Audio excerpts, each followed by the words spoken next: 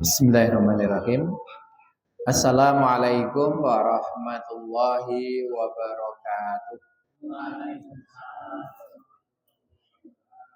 Innal hamdalillah nahmaduhu wa nasta'inu wa nastaghfiruh wa na'udzu billahi min syururi anfusina wa min sayyiati a'malina may yahdihillahu fala mudhillalah wa may yudlil fala hadiyalah. Asyhadu an la ilaha illallah wahdahu la syarikalah wa asyhadu anna Muhammadan abduhu wa rasuluh.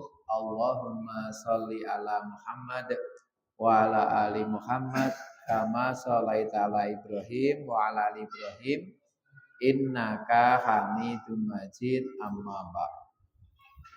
Jamaah yang dimuliakan Allah, mari kita panjatkan puji syukur kepada Allah Subhanahu wa taala atas nikmatnya yang berupa nikmat sehat. Sehat nih Bapak Ibu? Alhamdulillah.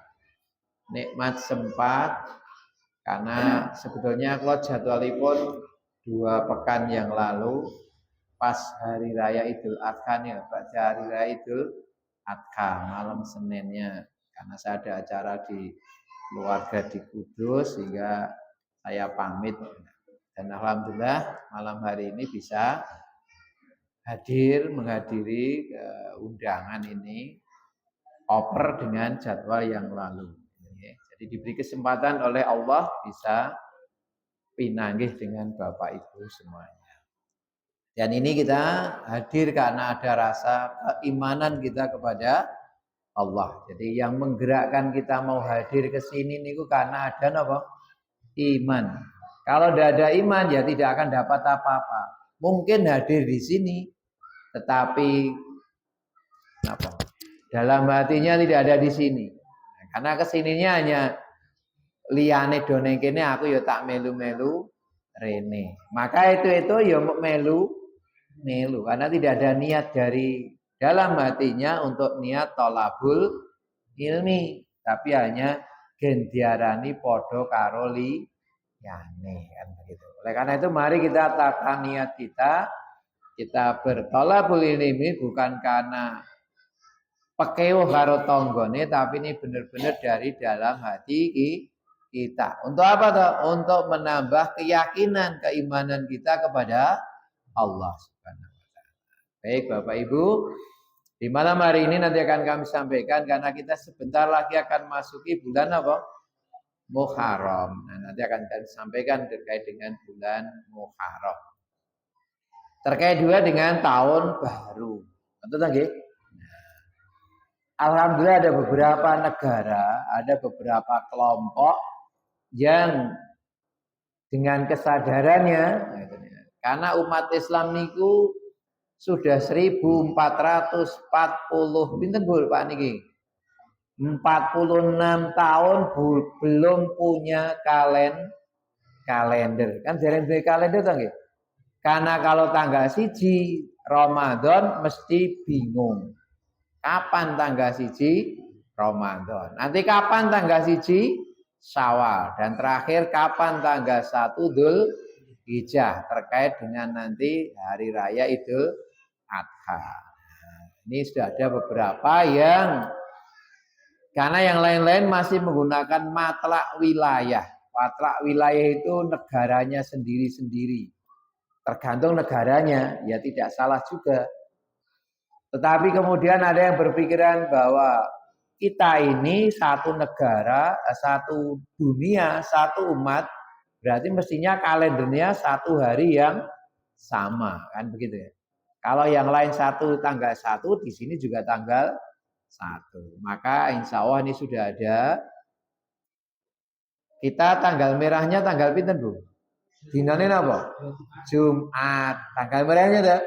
Tapi kalau menurut kalender yang global itu harinya hari Kamis sudah masuk tanggal 1. Karena wilayah barat itu sudah masuk tanggal 1. Nah, seperti kemarin Idul Adha, untungnya kementerinya kemarin menteri agak progresif gitu. Kalau tidak progresif, kemarin hari rayanya bukan hari Jumat Pak, harinya hari Sabtu. Karena masih di bawah 3 derajat. Padahal Indonesia itu mengikuti wilayah mabit di negara-negara Asia Tenggara. Indonesia, Singapura, Malaysia. Itu mereka hari rayanya hari Sabtu. Karena belum 3 derajat. Tapi karena Pak Menterinya progresif ya. Kemudian karena ada orang yang mengatakan sudah melihat, meskipun di bawah 3 derajat, akhirnya hari rayanya bersama. Alhamdulillah, gitu nggih. Tapi tetap tanggal merahnya besok 1 Muharramnya tetap hari Jumat. Ya, enggak apa-apa juga. Jadi itu matlak dunia. Jadi ada yang menggunakan matlak global. Matlak global itu kalau sudah ada yang melihat, maka semuanya apa? Mengikuti. Dalilnya sudah banyak kalau kita ceritakan ketika hadis tentang kapan berpuasa, kapan berhari raya. Jadi dalilnya di situ. Baik Bapak Ibu, ini kena iso di aja nanti tidak mubazir, Mas. Daripada tidak diminum. Dikira sisa nanti. Oke, kemudian kita akan lanjutkan apa yang terjadi di bulan Muharram ini. Bulan Muharram termasuk bulan yang mulia. Karena bulan Muharram itu masuk di dalam 4 bulan yang ditulis di Lauhil Mahfuz. Yaitu bulan Rajab, Dzulqa'dah, Dzulhijjah, dan Muharram. 4 bulan ini bulan yang dimuliakan oleh Allah Subhanahu wa Ta'ala. Siapa yang berbuat baik di bulan-bulan haram itu akan ditingkatkan kebaikannya. Tapi kalau dia berbuat jahat juga akan ditingkatkan. Dan di bulan-bulan itu bulan yang ijabah doanya, Pak. Jadi mari kita di bulan-bulan ini kita banyak-banyak berdoa. Jadi di 4 bulan ini. Apakah ditentukan tanggalnya? Mboten. Sing penting di bulan apa? 4 bulan tadi. Silahkan setiap hari boleh. Nah, jadi tidak ada di malam Jumat apa baropo, tidak ada. Pokoknya di bulan Muharram itu 4 bulan itu 1 bulan itu semuanya hari-hari yang ijabah. Jadi peristiwa di bulan Muharram itu masih bulan yang dimuliakan. Namun kita akan melihat bagaimana di bulan Muharram ini. Jadi di bulan Muharram itu ada peristiwa-peristiwa penting terkait dengan ada peristiwa sebelum Nabi Shallallahu Alaihi Wasallam, ada peristiwa setelah Nabi Shallallahu Alaihi Wasallam, maksudnya setelah Rasulullah ke sini, dan ada peristiwa-peristiwa sebelum Nabi Shallallahu Alaihi Wasallam. Jadi keistimewaan.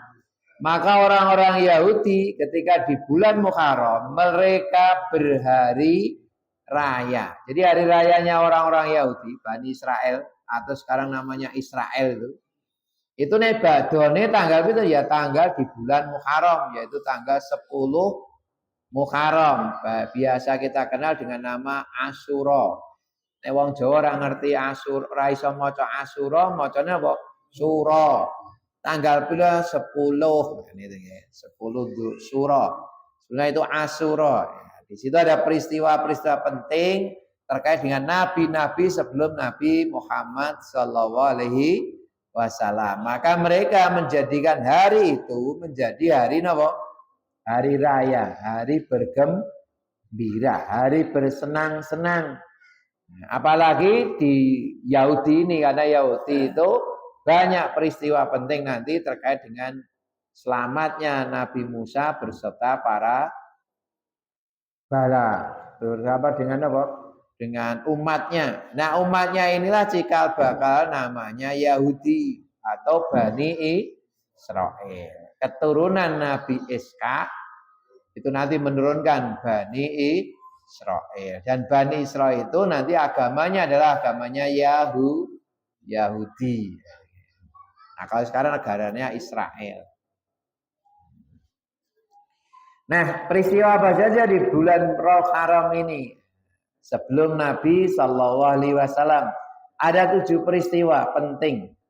Yang pertama Nabi Adam alaihissalam diterima taubatnya oleh Allah Subhanahu wa taala. Di Nabi Adam itu ketika dulu di surga diberitahu oleh Allah, kamu jangan dekat-dekat dengan apa? Buah kuldi. Dekat aja enggak boleh karena buah kuldi itu buah larangan.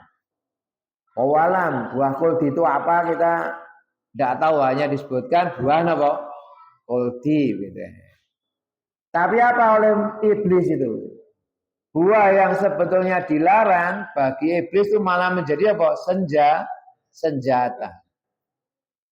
Karena Nabi Adam secara lahiriah namanya manusia itu mesti punya naluri baik.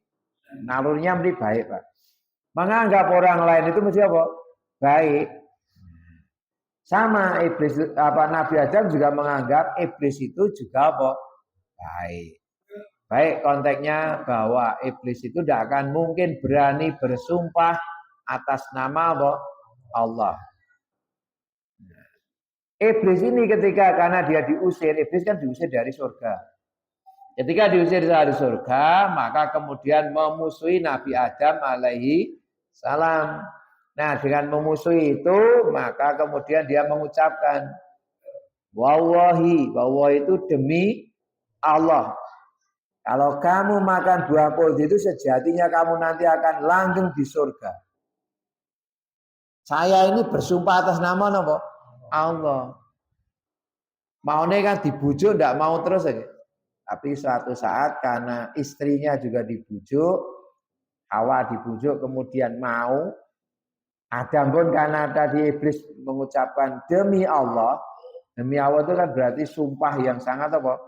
Tinggi. Maka ketika orang itu bersumpah atas nama Allah kok nyalai sumpahnya, pasti azab Allah akan turun. Baik itu di dunia, kalau tidak di dunia pasti di akhirat. Kalau di dunia mungkin dibiarkan karena sudah berjanji berkali-kali tidak ditepati, maka Allah kemudian istidrat, disilahkan saat terus dijar ke sisan supaya dosanya semakin apa? Menumpuk-numpuk. Nah, disitulah kemudian karena Nabi Adam bersama Hawa memakan buah kuldi ini, maka kemudian diturunkanlah Nabi Adam ke dunia. Dan ke dunia ini keduanya dipisahkan.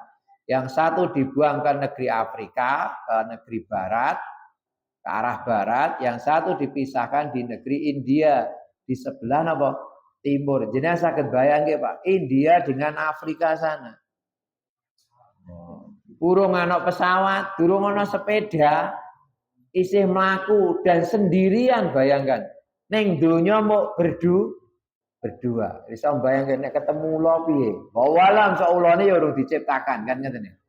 Karena kan baru diturunkan ke dunia. Mungkin dunia ada tumbuh-tumbuhan, ada makanan-makanan yang bisa dimakan oleh Nabi Adam dan Hawa. Ketika mereka berdua ingin bertemu. Maka pertemuan itulah taubatnya Nabi Adam dan Hawa diterima oleh Allah Subhanahu wa taala. Di bulan apa? Muharram. Bertemunya di Bukit Arafah. Di sana ada tugu pertemuan antara Nabi Adam dengan Hawa. Kan gitu nggih. Nah, jadi taubatnya itu diterima oleh Allah Subhanahu wa taala di bulan Muharram. Itu peristiwa pertama Nabi Adam alaihi salam. Kemudian yang kedua peristiwa mendaratnya kapal. Kapal itu kan Pak? Nabi Nuh alaihi salam di Bukit Yuhdi. Ya, di Bukit Yuhdi. Jadi ketika Nabi Nuh ini umatnya ditenggelamkan oleh banjir, di mana putranya juga termasuk golongan orang yang kafir. Itu kisahnya menarik Pak. Surat Hud. Kalau biasa mendengarkan sholatnya Misari Rasyid. Nah, ketika ngimami surat Hud itu, Misari Rasyid ketika menceritakan tentang Nabi Nuh dengan putranya itu menangis Pak. Gandeng awake dhewe iku maca kuwi ra ngerti artine ya tenang-tenang saja. Maca halata kakak didul wasiah ya ora apa-apa ya malah guyang-guyu. Padahal Al-Kahfi itu menceritakan tentang orang disiksa di neraka. Kalau tuh Misari Rasid membaca itu pasti menangis. Kenapa? Tahu artinya. Karena awake dhewe ora ngerti artinya ya aman-aman saja. Tenang-tenang saja. Malah guya karena apa? Guyu diterangke ayat Al-Qur'an malah guyu. Kenapa? Orang ngerti arti ini. Tapi kalau tahu artinya bisa menangis. Itu Misari Rasid kita menceritakan itu kan sampai menangis. Karena umatnya dikandani berengkele gitu, enggak mau. Bahkan umatnya mengejek Nabi Nuh, melewas, menghina. Kenapa? Wong ning padang pasir di tengah gurun ora ado kalora kok gawe napa? Kapal. Kira-kira ngene napa mboten, Pak? Nggih mboten. Jenengan teng mriki gawe kapal kira-kira dilokke napa mboten? Nek kapal saiki didorono ya. Tapi nek jenengan gawe kapal ning kene nggo jagani banjir, kira-kira sak desa kira-kira pripun? Jadi mesti rada ngene iki, ya ta?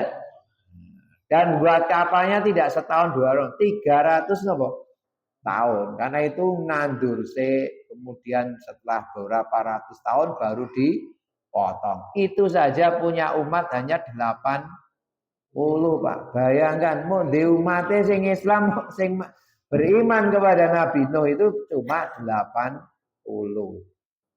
Termasuk putranya tidak mau. Nah, itu ceritanya itu kalau kita baca-baca itu ketika sudah banjir itu naik, putranya diceluk, ayo ke sini nih, anakku sini lu naik kapal ini, selamat kamu nanti. Tidak mau, saya mau naik ke bukit yang tinggi.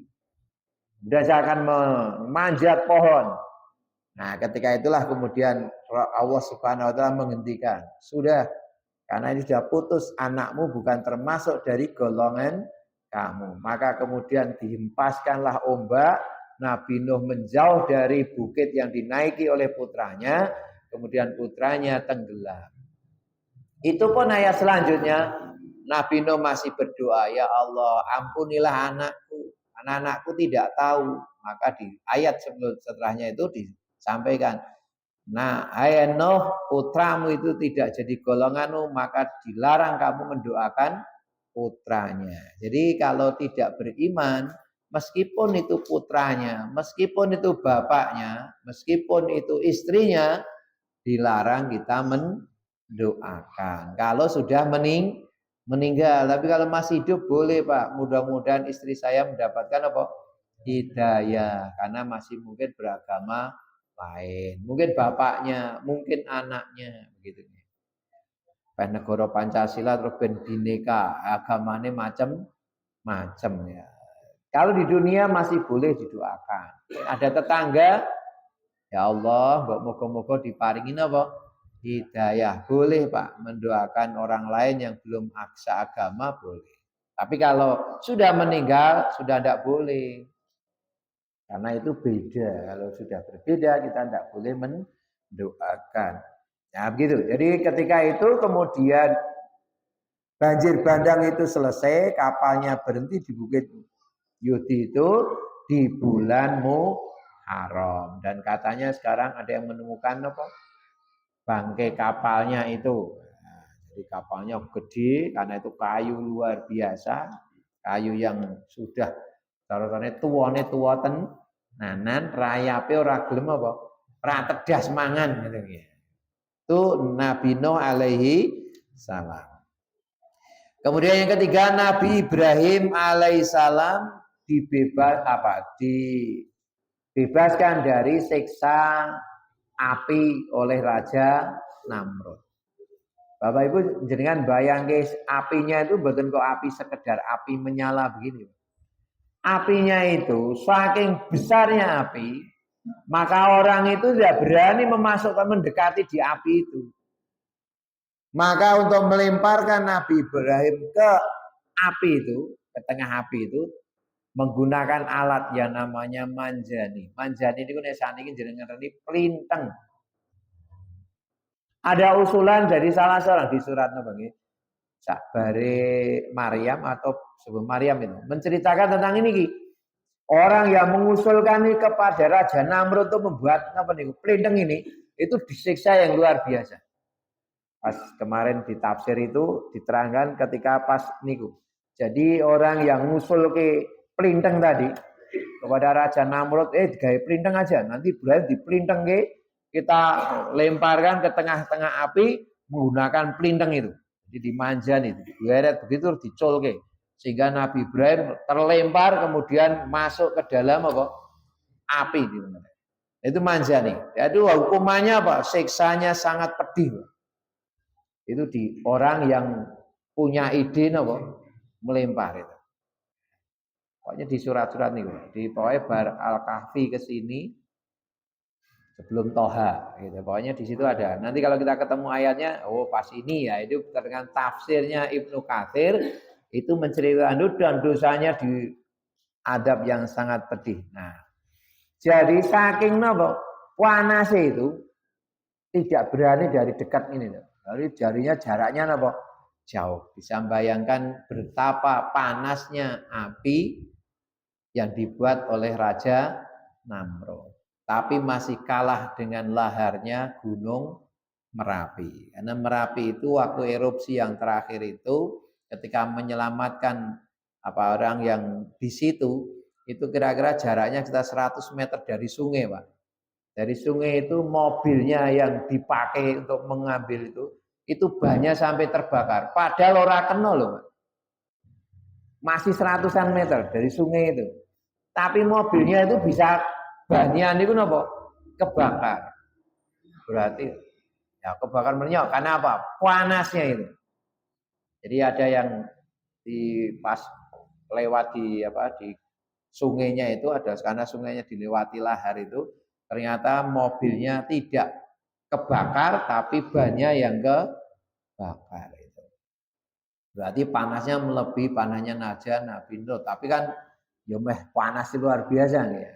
Kalau itu kan langsung buatan dari Allah Subhanahu wa taala. Kan lahar Merapi yang buat langsung Allah kan gitu. Nah, berarti tetap buatan manusia kalah dengan buatannya Allah Subhanahu wa taala. Nah, ketika diselamatkan itu, maka selamatnya adalah di bulan Muharram. Jadi pembakaran itu di bulan apa? Muharram. Dan peristiwa ini ada peristiwa yang kita itu kadang-kadang gini. Ini masalah hewan, cecak. Nah, cecak niku sejak itu yo ora yo elek, Pak. Cerita cecak niku dengan manuk. Manuk itu karena tahu Nabi Ibrahim itu dibakar. Manuk itu membawa air. Terus nyiram api, diguyu karo cecak. Manuk iki piye? Lah yo mateni geni sakmono nganggo anu ya terus piye? Nah, maka cecak itu udah di istilahin apa? Binatang yang dilaknat oleh Allah itu karena itu tadi ngelokke mana tuh. Maka burung tadi berkata, saya nanti ketika nanti berhadapan dengan Allah saya bisa beralibi bahwa saya waktu di dunia sudah berusaha untuk memadamkan api itu. Berusaha untuk beramar ma'ruf nahi mungkar. Cecak malah ngelokke. Itu peristiwa ketika Nabi Ibrahim. Peristiwa kedua pas apa, Pak? Pas hijrah di gua Hira. Tidak di gua Hira, ndelik malah cecake niku diparo orang kafir naik ke bukit itu ke gunung itu. Cecake niku ning jero gua malah muni cek cek ngoten nggih. Ha emang suarane cecak ngoten nggih. Nah, yang kedua itu. Karena apa? Dengan cecak itu maka orang kafir tadi kemudian apa? Wah berarti ana wong iki ning jero. Nah, maka kemudian dilemparlah ke dalam gua itu. Meskipun melemparnya ngawur ning kan juga ada yang di dalam yaitu Nabi Muhammad berserta Abu Bakar. Berarti apa? Ngandani to niku. Oh, meskipun ada laba-laba yang membuat rumah, tapi cecake malah muni apa? Ngoten niku. Nah, awake dhewe kan nek ndelik kan meneng bae to nggih. Delian ngomong ya konangan kan nanti. Itu yang ketiga. Yang keempat, peristiwa Yusuf alaihissalam dibebaskan dari penjara. Nabi Yusuf itu jane mboten salah.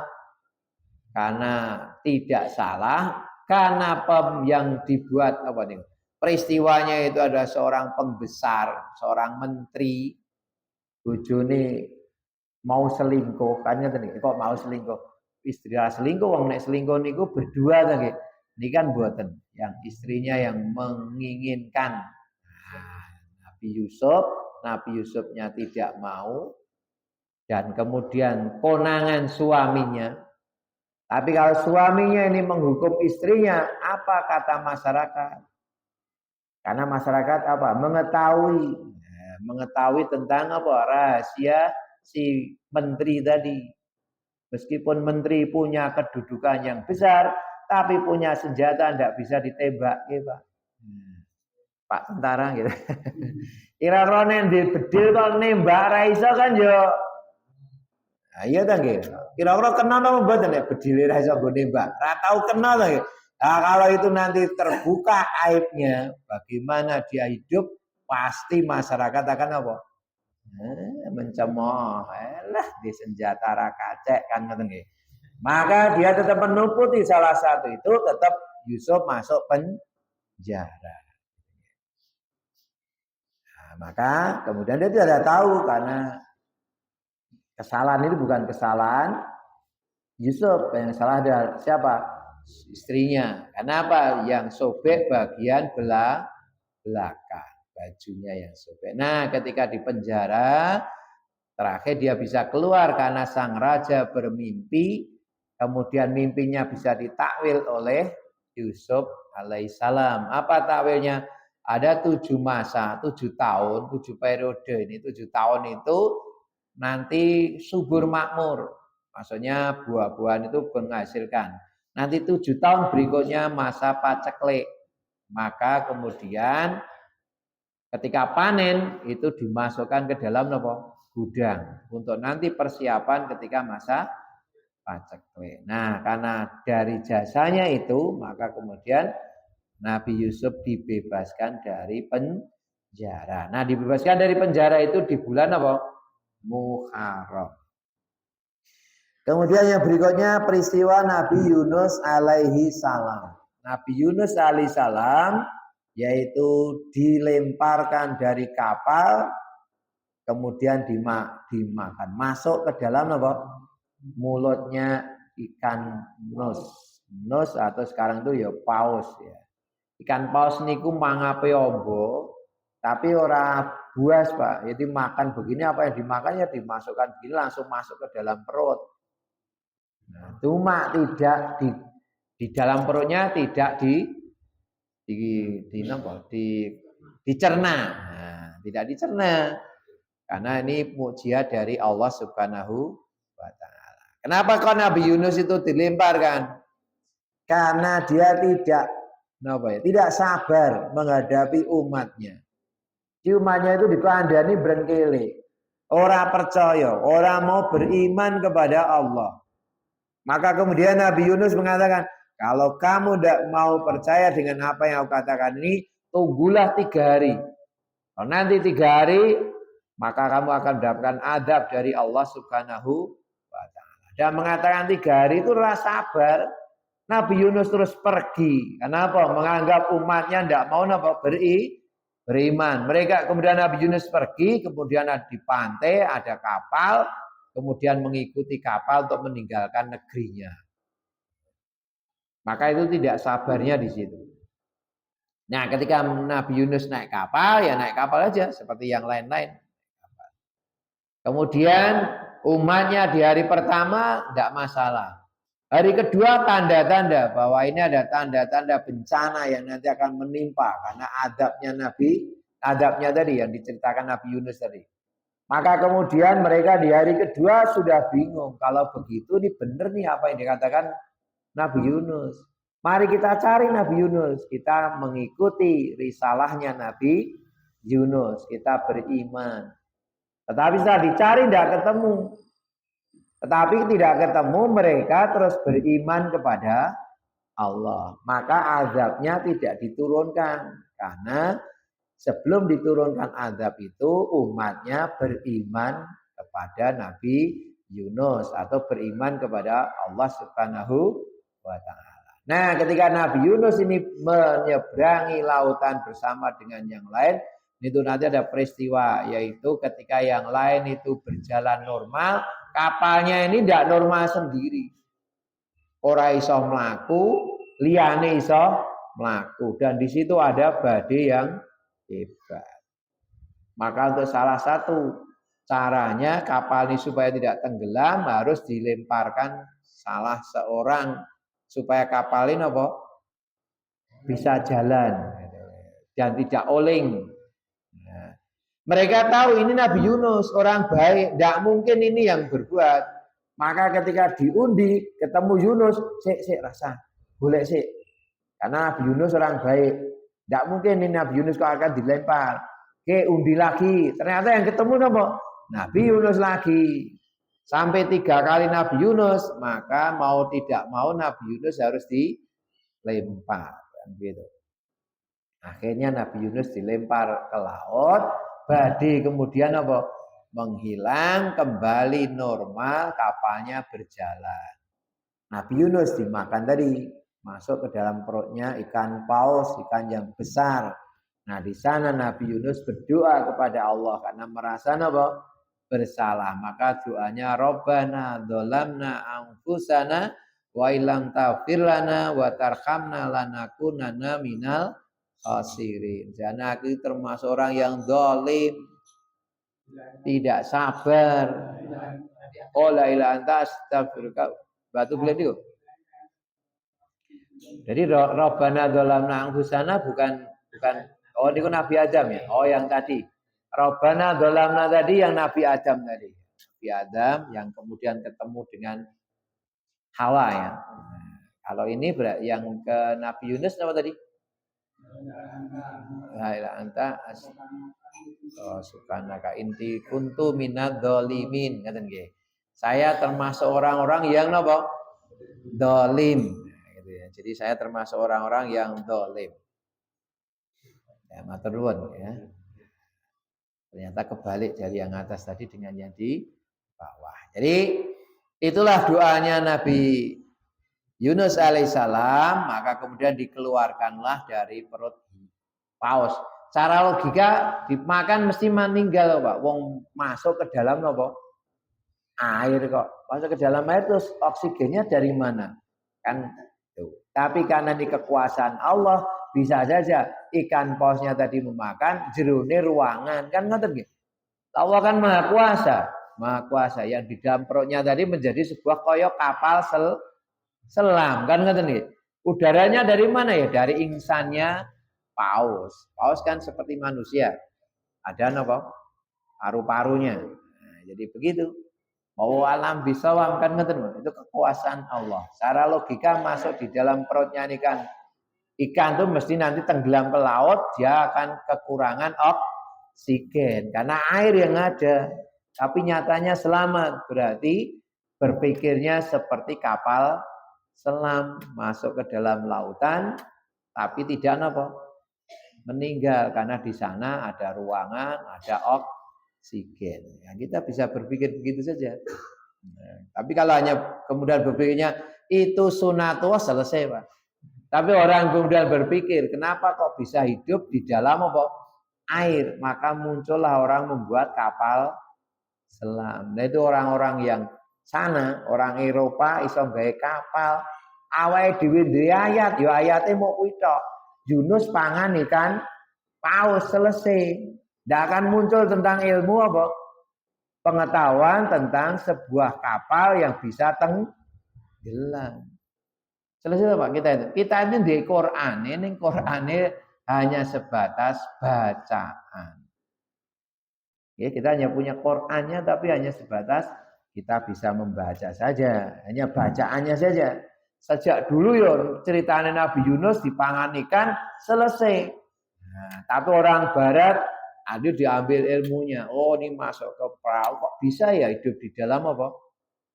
Laut di dalam air kok hidup, secara logika tetap meninggal. Oh berarti dia di sana ada ruangan. Maka bisa membuat kapal yang bisa tenggelam. Nah, gitu deh. Baik, kemudian yang keenam, Allah menyembuhkan Nabi Ayub dari apa? Penyakitnya dan sakitnya itu kalau tidak salah 18 tahun. Bayangkan Pak, loro kok 18 tahun. Kira-kira nasi betah mboten Bu? Itu juga istrinya ndak betah Bu. Karena istrinya sudah tidak betah, maka kemudian Nabi Ayub bersumpah, oh nanti kalau aku sembuh, kamu akan aku pukul 100. Tapi kira-kira suami yang sayang dengan istrinya apa orang gebuk ping 100? Boten, tapi mengumpulkan apa Pak? Lidi, nenek ini lidi, sana ada rumput katanya begitu. Awalam dicacai ping satu. Nek lidi kan itu buah kurma Pak, sana kalau ada. Nek lidi yang nenek Indonesia karena buah kelapa. Karena ini zamannya Nabi Ayub kan buat enten wit kambil, gitu loh. Maka ada yang kemudian itu mengambil rumput dicacain apa? 100 dikat jadi 1 kemudian dipukulkan. Kira-kira mukul nganggo rumput lorong mboten. Mboten. Tapi karena sumpah sudah 100 kali maka dipukul itu. Ini sembuhnya Nabi Ayub alaihi salam. Dan kemudian hartanya dikembalikan, semua dikembalikan lagi ya, menjadi semula ya. Itulah ketaatannya Nabi Ayub alaihissalam dibebaskan dari penyakit. Yang terakhir peristiwa Nabi Musa alaihissalam diselamatkan dari kejaran Raja Fir'aun beserta bala tentaranya. Nah orang-orang Israel ini Pak, asli ini itu jirih. Maka jenengan lihat ini peperangan di Israel ini luar biasa. Mereka ketakutannya luar biasa. Ada YouTube yang kemarin pilotnya tidak mau menerbangkan pesawat karena apa? Takut untuk berperang. Jangan lihat lagi ketika dengan Hamas. Hamas itu senjatanya apa? Mau pelinteng, gitu nggih? Balangi watu. Wong nggawa tank kok wedi kan lucu tuh. Wong nggawa tank balang ngono kan ya ora apa-apa. Paling-paling kena napa? Tangi kan. Ya ora masalah tank gudang-gudung nyatanya lari. Gitu betul. Karena sejatinya mereka tidak punya keimanan. Jadi mereka tidak ngerti. Tadi dia itu kalau mati nanti seperti apa tidak ngerti. Maka mereka takut. Jadi hanya ngertinya hidup di dunia. Maka kemarin kita lihat ada yang bahkan ini ada orang-orang yang gila. Orang-orang rakyatnya banyak yang gila. Karena apa? Ketakutan yang luar biasa. Dan ini sudah dimulai zaman Nabi Musa. Di orang Israel itu jane pinter-pinter. Ning jirih. Karena apa? Dia tidak yakin tentang ketuhanannya. Jadi nanti mati itu seperti apa? Itu tidak ada. Tidak ada keyakinan bahwa kalau mati itu akan masuk surga. Karena tidak ada keyakinan ya mereka takut untuk apa? Mati. Maka ketika sampai di pinggir Laut Merah itu, orang-orang Yahudi itu terus kemudian apa? Ngeluh, Musa. Ngerti rasa ngejak aku. Guys, bolo iki balikno wae. Aku jadi budak rapopo. Karena orang Yahudi itu jadi budak orang-orang Mesir. Jadi jadi budak Pak, yang Yahudi itu. Nah, jadi wis tekan di situ tuh apa? Nyalahke Nabi Musa. Iki mono laut. Mati ya wae ora duwe kapal. Balik rono kae lho tentarane. Kae ku nek rene genah mateni awake dhewe. Mati kabeh iki cutel. Piye iki Musa? Lho malah ngoten niku. Tapi ketika sudah diselamatkan, lautnya bisa dibuka, dipukul oleh Nabi Musa alaihissalam sudah jadi jalan, mereka lolos.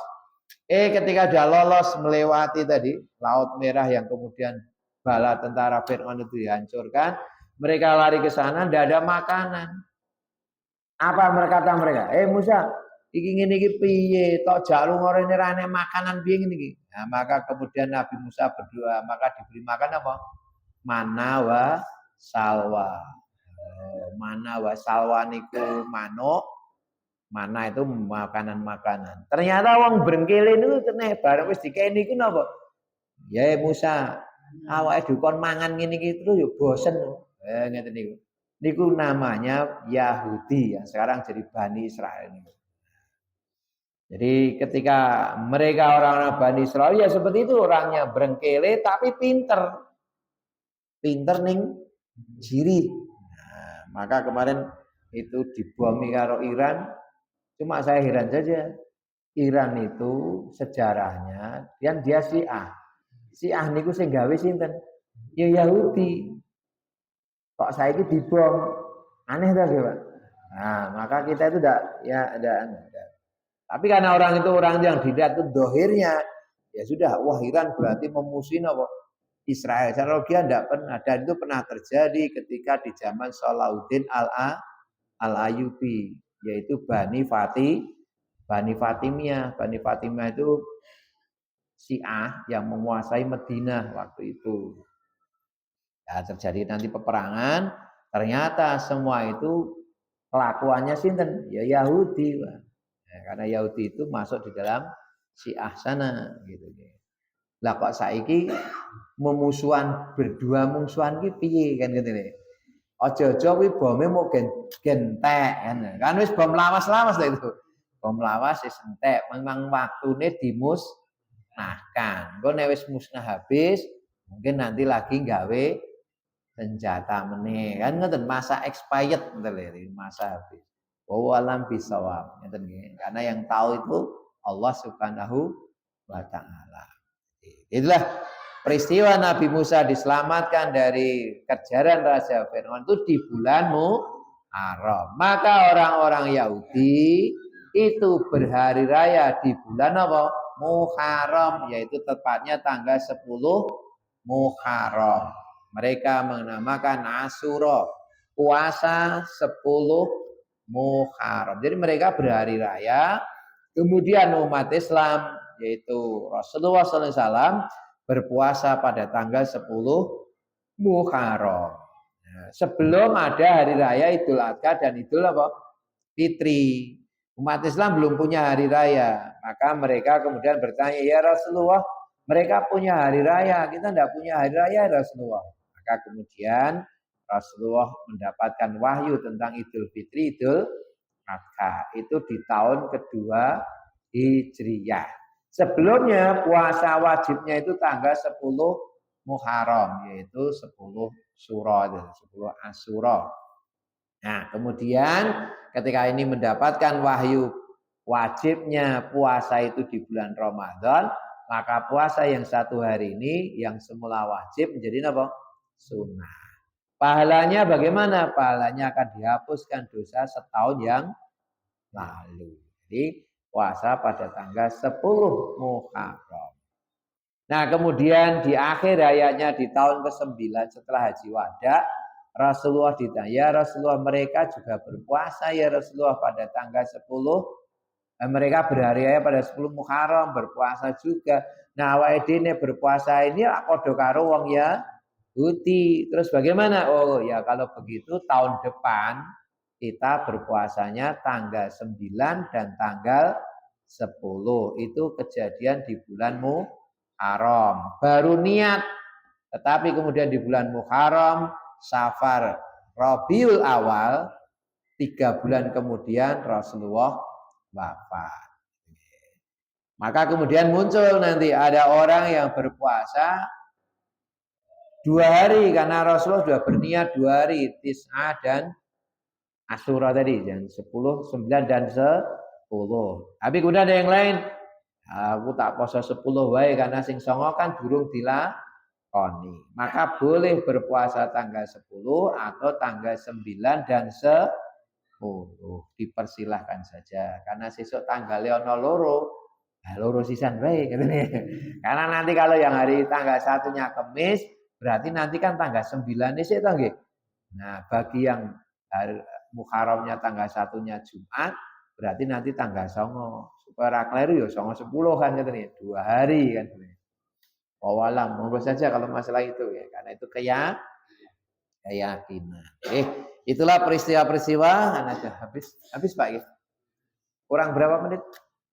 Pas ya udah, karena pas kita belum menceritakan tentang peristiwa Nabi ini ketika Nabi Muhammad yaitu pada tahun 1 Hijriah, pada tahun ke-7 Hijriah dan pada 24. Berarti yang 17 itu masa Rasulullah, yang lainnya setelah masa Rasulullah SAW. Karena waktunya habis tidak kami sampaikan betul apa-apa nggih Pak. Karena habis ya kita besok kalau ketemu di lain waktu. Demikian yang dapat kami sampaikan, kurang lebihnya mohon maaf. Nasrun minallah wa fatun qarib. Assalamualaikum warahmatullahi wabarakatuh.